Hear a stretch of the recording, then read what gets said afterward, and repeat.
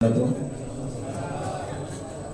hamdalillah nahmaduhu wa nasta'inuhu wa nastaghfiruhu wa nastahdihi wa natubu ilayhi wa na'udzu billahi min shururi anfusina wa min sayyiati a'malina may yahdihillahu fala mudilla lahu wa may yudlil fala hadiya lahu asyhadu an la ilaha illallah wahdahu la syarika lahu wa asyhadu anna muhammadan 'abduhu wa rasuluhu la nabiyya ba'dahu amma ba'd fa inna asdaqal hadithi kitabullah وخير الهدي هدي محمد صلى الله عليه وسلم وشر الأمور محدثاتها وكل محدثة بدعة وكل بدعة ضلالة وكل ضلالة في النار. إخوة والأخوات عزني الله وإياكم جميعا. نحمده سبحانه وتعالى على آلائه ونشكره على نعمه وفضله ونصلي ونسلم على حبيبنا المصطفى نبينا محمد صلى الله عليه وسلم بلغ الرسالة وأدى الأمانة ونصح الأمة وجاهد في الله حق جهاده ليلها كنهارها لا يزيغ عنها إلا هالك. Ikhwan dan akhwat yang saya hormati, setelah antum liburan beberapa pekan yang lalu dan kelihatannya suasana liburan masih ada di jamaah sekalian, sehingga banyak yang mungkin belum sempat hadir, tapi insyaallah dengan tekad dan niat yang ikhlas karena Allah, kedatangan antum sekalian ke tempat yang mulia ini menjadi barokah, menjadi amal saleh yang terus akan menyertai catatan antum sekalian di yaumul qiyamah kelak insyaallah. Ikhwan dan akhwat yang saya hormati, pada kesempatan kali ini kita akan membahas sebuah hadis yang sangat agung. Hadis yang terkadang seseorang lalai terhadap makna hadis yang agung dan mulia ini. Itu sebuah hadis yang diriwayatkan oleh Abu Hurairah radhiyallahu anhu. Anna Rasulullah sallallahu alaihi wasallam qala yaqulu Allahu azza wa jalla ana 'inda dhanni 'abdi bi wa ana ma'ahu idza dzakarani fa in dzakarani fi nafsi dzakartuhu fi nafsi wa in dzakarani fi mala'in dzakartuhu fi mala'in khairan minhum wa in taqarraba ilayya shibran taqarrabtu ilayhi dhira'an wa in taqarraba ilayya dhira'an taqarrabtu ilayhi ba'an wa in atani yamshi ataituhu harwalatan. Muttafaqun alaih. Wa fi riwayah qala Allah azza wa jalla ana 'inda dhanni 'abdi bi falyadhun bi ma syaa. Rasulullah sallallahu alaihi wasallam dalam hadis yang mulia ini memberitahukan tentang betapa agungnya dan mulianya serta sayangnya Allah Subhanahu wa taala kepada seorang hamba, di mana Allah akan memperlakukan hambanya sesuai dengan prasangka dia kepada Allah. Rasulullah sallallahu alaihi wasallam menyebutkan bahwasanya Allah berfirman, "Aku tergantung sangkaan hambaku kepadaku." Allah akan bersikap kepada kita, Allah akan memberikan balasan kepada kita sesuai dengan anggapan dan sangkaan kita kepada Allah. Kalau kita berbaik sangka kepadanya, kalau kita yakin dengan kebaikan yang akan Allah berikan, pasti Allah akan berikan kepada kita. Namun kalau kita suudzon billah, kalau kita berburuk sangka, wah Allah enggak sayang sama aku, Allah enggak mengabulkan doaku, Allah akan hidupku akan susah dan seterusnya, maka Allah akan memberikan seperti apa yang dia sangka dan dia duga. Husnudzan billah, berbaik sangka kepada Allah Subhanahu wa taala merupakan ibadatun jalilah, merupakan ibadah yang luar biasa. Ibadah yang muncul dari seorang hamba yang faham tentang keagungan Allah, yang faham tentang sifat-sifat Allah yang mulia. Allah Maha Pengasih, Allah Maha Penyayang, Allah Maha Kaya, Allah Maha Pemurah, Allah Maha Pemaaf. Seorang muslim harus selalu husnudzan kepada Allah dalam kondisi apapun. Dalam kondisi susah dan kesulitan, dia harus tetap berharap dan yakin bahwa Allah akan memberikan yang terbaik untuk dia. Sekalipun mungkin dia sedang dicoba, mungkin dia kehilangan hartanya, mungkin dia kehilangan anak istrinya, mungkin dia kehilangan pekerjaannya, mungkin dia kehilangan karirnya, mungkin dia dicoba dengan penyakit, mungkin dia dicoba dengan kegundahan dan kesusahan, berbagai masalah menimpa, jalan hidup kelihatannya susah dan terjal. Namun seorang muslim harus tetap husnudzan billah, karena tidaklah sesuatu yang ditimpakan kepada seorang muslim oleh Allah Subhanahu wa taala kecuali Allah memiliki hikmah di belakang itu semua. Kadang-kadang seorang hamba tergesa-gesa, baru dicoba, mungkin hartanya ditipu orang, atau mungkin istrinya tidak setia, atau mungkin anaknya susah diatur, atau barangkali usahanya belum sukses dan seterusnya. Dia langsung menggerutu, dia langsung suudzon billah, sampai-sampai kadang mengatakan Allah tidak adil, waliyadzubillah. Kadang-kadang Allah mengatakan Allah kejam dan seterusnya. Kalau dia mengatakan seperti itu dan sampai terbersit dalam hatinya, maka tidak mustahil Allah akan balas dia dengan sesuai apa yang dia sangkakan kepada Allah Subhanahu wa taala. Apa yang menimpa kita, apa yang kita jalani di muka bumi ini adalah yang terbaik bagi seorang hamba. Namun kadang-kadang dia enggak paham apa di belakang itu semua. Oleh karena itu Rasulullah sallallahu alaihi wasallam juga berwasiat kepada kita, la yamutanna ahadukum illa wa huwa yuhsinu dhanna billah. Janganlah salah seorang di antara kalian meninggal nanti kecuali dia harus berhusnudzan kepada Allah, berbaik sangka kepada Allah bahwasanya Allah akan mengampuni dosa-dosanya, bahwa Allah akan memaafkan kesalahan-kesalahannya. Sehingga apa? Sehingga dia insyaallah termasuk orang-orang yang husnul khatimah.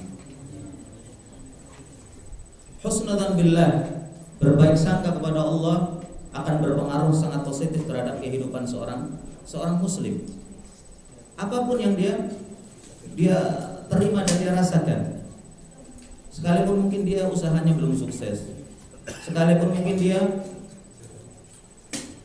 karirnya belum naik, pekerjaannya masih gitu-gitu aja, rezekinya juga belum bertambah, bahkan kadang-kadang berkurang.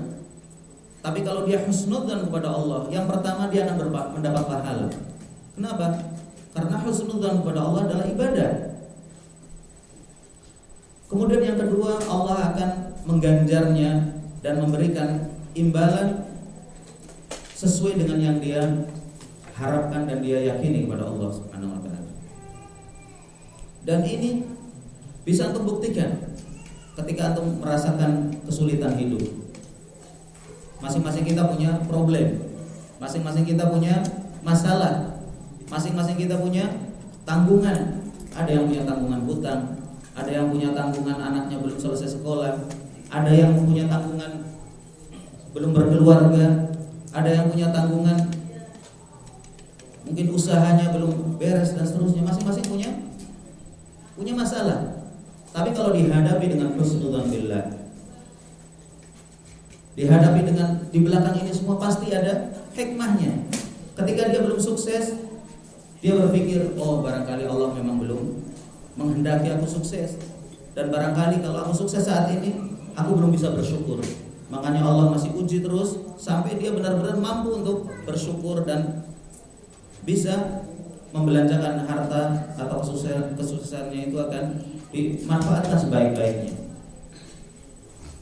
Kalau seseorang misalkan punya hutang dan hutangnya belum lunas, mungkin Allah sedang uji kesabaran dia, dan Allah juga sedang gembleng dia. Banyak hikmah di belakang itu. Yang pertama, sejauh mana dia tawakal kepada Allah. Yang kedua, supaya dia mengambil pelajaran bahwa hutang bukan masalah yang sepele. Hutang benar dibolehkan dalam Islam, juga ada hukum-hukumnya. Namun bukan berarti seorang itu mempermudah dalam masalah hutang. Karena hutang itu bukan tanggung jawab dunia saja. Tapi ketika seorang tidak membayarnya, tidak bisa membayarnya di dunia, akan dibayar di akhirat. Kecuali kalau diikhlaskan oleh si pemilik hutang. Oleh karena itu janganlah kita bermudah-mudah hutang kecuali dalam kondisi terpaksa. Tidak ada jalan lain kecuali hutang, sudah bismillah. Tapi harus dengan niatan bahwa dia akan mengembalikan pinjaman tersebut. Ketika seseorang dicoba dengan rasa sakit atau penyakit yang tidak kunjung sembuh, maka dia harus yakin bahwa Allah Subhanahu wa taala sedang membersihkan dosa-dosanya dan bahwasanya Allah mencintainya. Karena Rasulullah SAW memberitahukan, innallaha idza ahabba 'abdan ibtala. Sesungguhnya Allah kalau mencintai seseorang hamba, baik dia laki maupun perempuan, ibtala, Allah akan uji dia. Supaya ketahuan sejauh mana keimanan dia, sejauh mana ketegaran tamasuk terhadap dinnya. Kadang-kadang orang ketika sedang banyak uangnya, ketika sedang mudah pekerjaannya, ketika bisnisnya sedang lancar, ketika istrinya sedang sayang, ketika anak-anaknya sedang taat, dia rajin sholat, rajin ke pengajian, rajin bersilaturahmi, rajin berbuat baik. Tapi giliran sedikit dicoba oleh Allah Subhanahu wa taala, mungkin dia dipotong gajinya, mungkin diturunkan jabatannya, mungkin di PHK, mungkin bisnisnya ditipu orang, dia langsung ngedrop dan berubah 180 derajat. Sudah tidak datang ke pengajian, sudah tidak silaturahmi, sudah tidak sholat di masjid lagi, bahkan mungkin di rumah juga kadang-kadang dia tinggalkan. Nah, orang yang seperti ini, orang yang tidak lulus dalam ujian dunia ini. Padahal kita tahu dunia adalah darul bala, rumah cobaan, tempat ujian seseorang digembleng. Sejauh mana dia mampu menghadapi ujian-ujian itu. Semakin berat, semakin besar keimanan seseorang, Allah akan semakin banyak dia beri ujian. Makanya Rasulullah SAW bersabda, asyaddun nasi bala'an al-anbiya. Orang yang paling berat cobaannya itu para nabi. Karena mereka orang yang paling tinggi imannya di antara umatnya. Tsummal ladzina yalunahum. Kemudian orang-orang setelah mereka, yaitu para sahabat dan pengikut mereka. Tsummal ladzina yalunahum. Kemudian orang-orang yang lebih rendah dari itu. Jadi kalau seorang dicoba, seseorang diuji oleh Allah Subhanahu wa taala, maka dia harus tahu bahwa pertama Allah cinta sama dia. Karena cobaan itu akan menggugurkan dosa seseorang seperti gugurnya daun kering di musim kemarau. Bahkan sampai-sampai duri yang menusuk kaki kita itu akan menghapuskan dosa kita. Apalagi yang lebih dari itu, apalagi yang sakitnya parah, atau barangkali anaknya sakit, atau istrinya sakit, atau barangkali diambil oleh Allah Subhanahu wa taala. Itu semua akan mendapatkan pahala yang luar biasa kalau kita jalani dan kita hadapi dengan sabar, kita hadapi dengan ridho dengan apa yang menimpa diri kita dari takdir-takdir yang menyakitkan. Oleh karena itu, masalah husnudzon billah harus selalu kita tanamkan dalam diri kita, dalam diri istri kita, anak-anak kita, bahwasanya Allah ketika menentukan sesuatu untuk hambanya pasti yang terbaik. Pasti yang terbaik. Kita mungkin nggak tahu kebaikan di belakang itu semua, namun Allah tahu, dan kita harus yakin dan kita harus terus berbaik sangka. Seseorang ketika diuji misalkan belum punya keturunan, sudah berobat ke sana kemari, sudah berusaha ke sana kemari, dicek sehat semua, Allah belum beri keturunan. Kita harus bersabar bahwa Allah memang belum memberikan amanah itu kepada kita. Barangkali ketika Allah berikan amanah itu dan dia belum siap, akan berakibat buruk. Ketika belum punya anak, rajin ibadah, rajin ngaji, rajin belajar, rajin bersedekah. Mungkin kalau seandainya dia dikasih anak saat yang belum tepat itu, atau yang belum Allah kehendaki, mungkin dia akan sibuk dengan anaknya, tidak sempat ngaji lah, tidak sempat sedekah lah karena uangnya untuk membiayai anak, tidak sempat lagi berbuat amalan-amalan yang tadinya dia mampu ketika belum punya anak. Demikian juga ketika orang dicoba dengan kemiskinan, Allah kehendaki kemiskinan itu untuk dia, dan itu yang terbaik saat itu. Kalau nanti dia cocok untuk menjadi orang kaya, Allah akan kayakan dia. Oleh karena itu, apapun yang kita hadapi, itu harus kita terima pertama dengan lapang dada. Yang kedua, dengan berbaik sangka kepada Allah Subhanahu wa ta'ala. Karena Allah akan memperlakukan kita, Allah akan memberikan kita sesuai dengan apa yang kita sangkakan kepadanya. Bahwasanya husnudzan billah, berbaik sangka kepada Allah, dan kita yakin apa yang kita sangkakan kepada Allah itu akan terjadi pada diri kita, maka jangan sampai kita itu berburuk sangka kepada Allah. Yakinlah, dan ini menuntut kita untuk selalu berdoa kepada Allah Subhanahu wa ta'ala dengan penuh keyakinan. Apapun hajat kita, masing-masing kita punya hajat sendiri-sendiri, mintalah kepada Allah Subhanahu wa ta'ala dengan penuh keyakinan. Seperti sabda Rasulullah sallallahu alaihi wasallam yang tadi saya sampaikan, ud'ullaha wa antum muqinuna bil ijabah. Berdoalah, memintalah kepada Allah dan kalian yakin benar bahwa Allah akan kabulkan. Kalau kita yakin dalam doa kita, pasti Allah akan kabulkan. Tentunya doa dan usaha. Ya, tentunya setelah doa kita usaha. Apa yang kita minta dari Allah SWT kita usahakan. Kita jalani sebabnya. Orang ketika minta doa, ketika doa kepada Allah SWT ingin kaya, ya jangan duduk aja di rumah, dia keluar cari pekerjaan, dia bisnis, dia bercocok tanam, dia beternak dan seterusnya. Lakukan sebab-sebab kekayaan itu. Ketika seseorang ingin menjadi orang yang pintar, yang tahu tentang syariat dan agama, berdoalah dengan sepenuh hati. Namun juga datangi majelis ta'lim, baca buku, dengarkan ceramah dan seterusnya. Supaya apa? Supaya Allah berikan ilmu kepadanya. Gak mungkin orang hanya berdoa kemudian dia pintar. Gak ada ceritanya. Ketika seorang ingin mendapatkan anak yang soleh, keturunan yang soleh dan soleha, kita berdoa kepada Allah, ya Allah jadikanlah anakku anak yang soleh dan soleha. Jadikanlah mereka qurratu ain, penyejuk pandangan. Jadikanlah mereka jalan untuk menuju surga, untuk menggapai keridhaan-Mu ya Allah. Kita berdoa siang malam. Namun juga kita usahakan. Bagaimana caranya? Kalau kita bisa didik anak kita, ajari mereka Al-Quran, latih mereka menghafal Al-Quran sedikit demi sedikit. Kalau kita tidak mampu, bisa kita minta tolong sama orang lain. Apakah dengan mendatangkan ustadz, atau dititipkan ke pesantren, atau disekolahkan ke sekolah-sekolah yang bagus. Ya, diusahakan. Ketika seseorang punya penyakit dan ingin sembuh, berdoa dan yakin Allah akan sembuhkan dia. Namun juga terus cari obat yang dibolehkan. Berobat dengan pengobatan yang dihalalkan. Karena banyak sekarang pengobatan dengan berbagai macam cara yang kadang-kadang terjerumus ke dalam kesyirikan. Pergi ke paranormal, atau yang kelihatannya kiai tapi sebenarnya dia minta tolong pada selain Allah. Hati-hati. Ketika berobatlah dengan cara yang dibolehkan. Apakah itu dengan medis atau dengan ruqyah. ruqyah dan doa.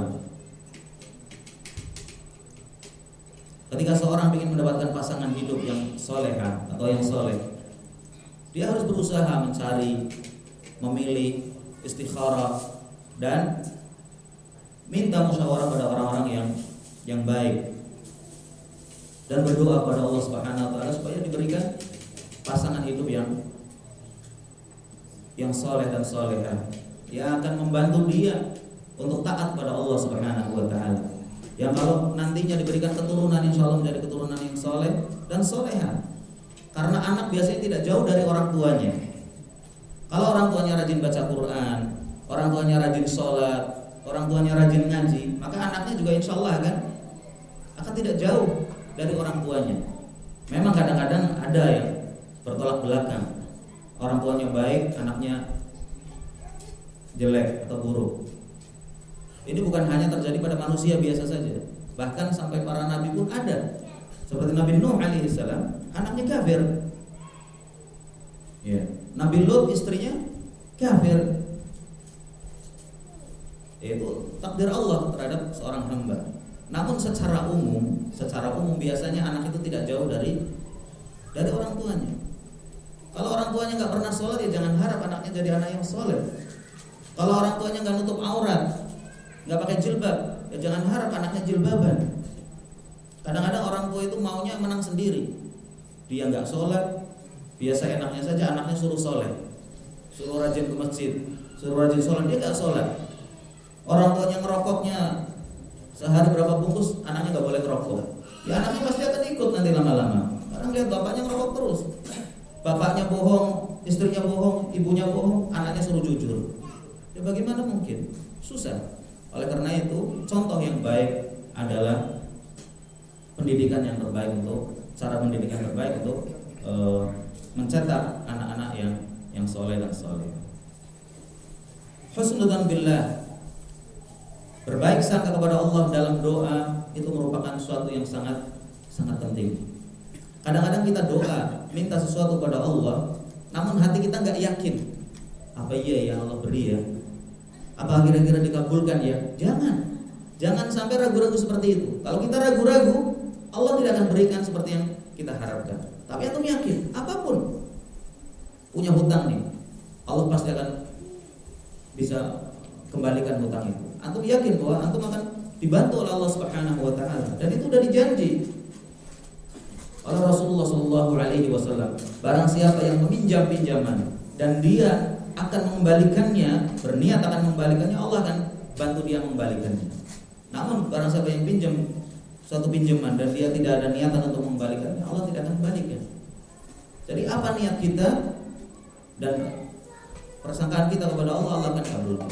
Sampai seorang penyair mengatakan, wa inni la ad'ullaha hatta ka'annani ara bi jamilil dhanni mallahu sani'un. Seorang penyair mengatakan, sungguh aku berdoa kepada Allah Subhanahu wa taala sampai-sampai aku seolah-olah melihat, sampai-sampai aku melihat setiap doa yang saya lantunkan kepada Allah Subhanahu wa taala, aku bisa lihat apa yang Allah akan lakukan terhadap doaku itu. Kalau aku yakin Allah akan kabulkan, pasti terjadi, doa itu terkabul. Kalau aku ragu-ragu, aku tidak sungguh-sungguh, tidak akan dikabulkan oleh Allah Subhanahu wa taala. Jadi luar biasa husnudzan billah. Keyakinan dalam berdoa itu sangat berpengaruh terhadap pencapaian apa yang kita harapkan dari Allah Subhanahu wa taala. Bagian yang kedua dari hadis ini, wa ana ma'ahu idza dzakarani. Allah akan berserta kita, akan selalu menyertai kita apabila kita selalu mengingatnya. Seseorang ketika selalu ingat kepada Allah, ingat dengan lisannya berzikir subhanallah, alhamdulillah, Allahu akbar, atau ingat dengan hatinya, merasa dirinya selalu diawasi, selalu dibayangi oleh Allah Subhanahu wa taala, maka Allah akan terus membayangi kita.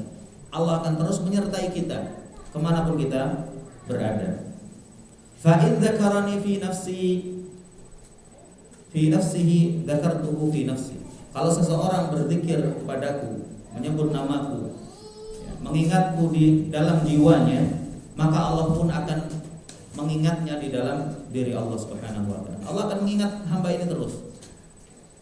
Jadi seorang yang cinta kepada Allah, dia akan terus hatinya terpaut dengan Allah Subhanahu wa taala. Seperti seorang hamba ketika sedang cinta dengan sesama hamba, dia akan terus terpaut hatinya. Seorang suami dengan istrinya, seorang anak dengan orang tuanya, ketika saling mencintai, itu mereka akan terpaut terus. Hatinya akan nyambung. Demikian juga seorang hamba kepada Allah Subhanahu wa taala. Ketika dia ingat Allah di setiap keadaan, baik di masjid, baik di pekerjaan, baik di sawah, baik di tempat tinggal atau di safarnya, dia selalu ingat Allah, Allah akan ingat terus dia. Fa in dzakarani fi mala'in, kalau dia menyebut dan mengingatku di keramaian, di kelompok manusia, dzakartuhu fi mala'in khairin minhum, kata Allah, aku akan sebut dia, hamba yang menyebut Allah di keramaian, berzikir ketika orang ramai, ketika banyak orang, dia gak malu berzikir, subhanallah, alhamdulillah, dan mulutnya selalu dibasahi dengan kalimatullah, la haula wala quwwata illa billah, subhanallah, walhamdulillah, wala ilaha illallah, wallahu akbar. Dan itu didengar oleh manusia yang banyak. Allah berjanji akan sebut dia, nama dia akan disebut di hadapan kelompok makhluk yang lebih baik dari mereka, yaitu para malaikat. Allah akan sebutkan nama dia, si fulan selalu mengingatku di hadapan manusia, si fulan selalu berzikir kepadaku ketika banyak orang maupun sendiri. Nah, sekarang kita lihat diri kita, berapa kali kita berzikir kepada Allah dalam sehari semalam. Rasulullah Shallallahu Alaihi Wasallam disebutkan dalam satu majelis, dalam satu tempat duduk, beliau minimal mengingat Allah 70 kali, 7 kali zikir, 70 kali zikir dalam satu majelis. Kita kadang-kadang duduk berjam-jam, isinya ngobrol kesana kemari, nggak ada zikirnya. Bahkan zikir setelah kita duduk-duduk, doa kafaratul majelis pun kadang-kadang kita lupa. Padahal penting sekali kafaratul majelis itu. Kalau seandainya majelis itu ada di majelis kita ada kesalahan, ada ucapan yang mengandung dosa, akan diampuni dengan baca doa kafarat al-majlis. Subhanakallahumma rabbana bihamdika asyhadu an la ilaha illa anta astaghfiruka wa atubu ilaik.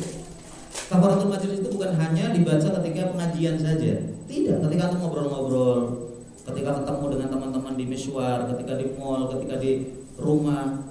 Setelah selesai tutup dengan doa kafaratul majlis.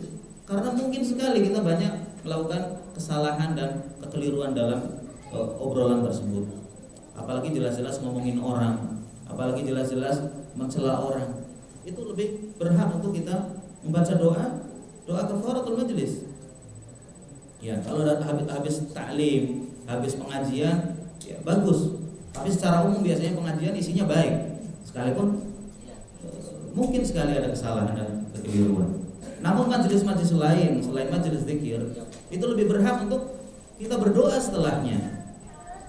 Kadang-kadang kita lupa, kadang-kadang kita lalai, padahal itu sangat penting. Kemudian Rasulullah Shallallahu Alaihi Wasallam memberitahukan bahwasanya Allah berfirman, wa in taqarraba ilayya shibran aw bi shibrin taqarrabtu ilaihi dzira'an. Kalau seorang hamba mendekat kepadaku dengan satu jengkal. Bagaimana mendekat kepada Allah? Mendekat dengan melakukan ketaatan kepadanya, dengan sholat malam, dengan sholat sunnah, dengan sholat-sholat yang wajib, dengan bersedekah, dengan menghadiri majelis taklim, dengan membaca Quran. Semuanya adalah bentuk kedekatan kepada Allah. Kalau kita mendekat kepada Allah satu shibr itu satu kilan atau satu jengkal, itu Allah akan mendekat kepada kita satu hasta.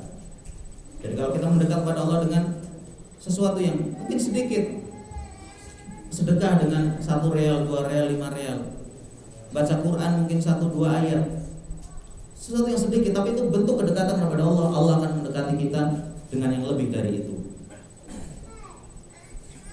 Wa in taqarraba ilayya dzira'an, kalau seorang hamba mendekat kepadaku satu hasta, Allah akan mendekat pada kita satu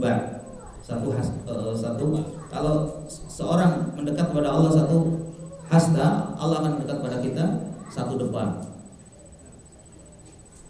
Wa in atani yamshi, kalau ada seorang hamba datang kepadaku dengan berjalan pelan, datang bertaubat, datang meminta, datang berdoa, datang memohon kepadanya sambil berjalan, Allah akan jemput dia. Allah akan jemput seorang hamba ini dengan harwalah. Harwalah itu jalan cepat. Jadi Allah itu lebih suka mendekati hambanya yang hamba itu mau mendekat kepadanya. Cuman kadang-kadang kita tidak mau mendekat kepada Allah. Ya. Ketika kita sakit langsung ingat klinik fulan, rumah sakit fulan, atau dokter fulan. Langsung tahu kalau anaknya panas langsung dibawa lari ke rumah sakit atau ke klinik atau ke dokter. Ketika seorang mobilnya rusak langsung tahu, oh bengkel itu yang bagus, itu mekaniknya bagus, harganya murah dan seterusnya dan seterusnya. Namun ketika kita hatinya sakit, ketika kita ditimpa kegundahan, ketika kita ditimpa kesusahan, kita nggak tahu perginya kemana.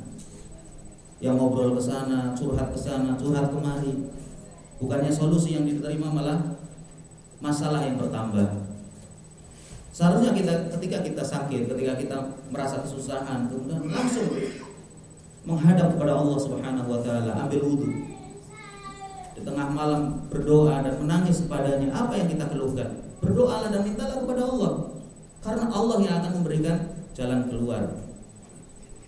Kadang-kadang orang gak kenal Allah kecuali dalam kesulitan saja. Dan kadang-kadang dalam kesulitan pun dia larinya tidak kepada Allah, kepada paranormal, pada dukun, kepada makhluk yang mereka lemah, tidak bisa memberikan manfaat dan mudarat. Kemudian yang terakhir, Rasulullah SAW berpesan kepada kita supaya kita selalu berbaik sangka kepadanya, dan jangan sampai kita meninggal dalam kondisi tidak berharap dengan karunia dan ampunan Allah Subhanahu wa taala. Itu hadis yang tadi saya sampaikan, bahwasanya Rasulullah SAW bersabda dalam hadis yang diriwayatkan oleh Imam Muslim dari Jabir bin Abdullah radhiyallahu anhu, la yamutunna ahadukum illa wa huwa yuhsinu adh-dhanna billah. Janganlah salah seorang di antara kalian meninggal kecuali dia terus berbaik sangka kepada Allah. Dengan kita selalu berbaik sangka, maka mudah-mudahan kita semua menjadi orang-orang yang husnul khatimah. Orang-orang yang meninggal dalam kondisi berbuat baik kepada Allah dan sedang taat kepadanya. Karena husnul khatimah merupakan puncak kebahagiaan seorang hamba. Rasulullah SAW juga bersabda, innamal a'malu bil khawatim. Sesungguhnya semua amal kebaikan, semua amal itu tergantung kepada akhirnya dan penutupnya. Demikian juga kehidupan seorang hamba. Kita memohon kepada Allah SWT mudah-mudahan selalu istiqomah dalam kebaikan ini, selalu ditegarkan dalam jalan sunnah dan jalan Islam, dan mudah-mudahan selalu dibimbing untuk terus tidak bosan-bosan belajar, tidak bosan-bosan untuk mengkaji, tidak bosan-bosan untuk mendengarkan nasihat, supaya apa? Supaya kehidupan kita itu selalu diliputi dengan rahmat Allah Subhanahu wa taala dan dibimbing dengan syariatnya. Ya. Mudah-mudahan Allah Subhanahu wa taala memberikan ketetapan hati kepada kita semua, diberikan kelapangan dalam menerima takdir Allah yang baik maupun yang buruk, diberikan kemudahan untuk ridho terhadap segala keputusan Allah terhadap diri kita, terhadap diri keluarga kita, terhadap orang-orang yang kita cintai dan kita sayangi. Ya. Barangkali itu yang bisa saya sampaikan untuk masalah husnudzan billah ini. Ini adalah nasihat yang pertama untuk diri saya sendiri yang terus masih belajar bersabar, belajar berbaik sangka kepada Allah Subhanahu wa taala, dan terus belajar mendekatkan diri kepada Allah Subhanahu wa taala. Dan tidak ada sesuatu pun yang menimpa kita kecuali pasti hikmahnya akan lebih baik dari apa yang menimpa kita. Yakinlah. Dan kalau kita yakin, Allah akan berikan apa yang kita yakini. Baik, itu yang bisa saya sampaikan, mudah-mudahan bermanfaat. Billahi taufiq wal hidayah wa sallallahu ala nabiyyina Muhammad wa ala alihi wa sahbihi ajma'in.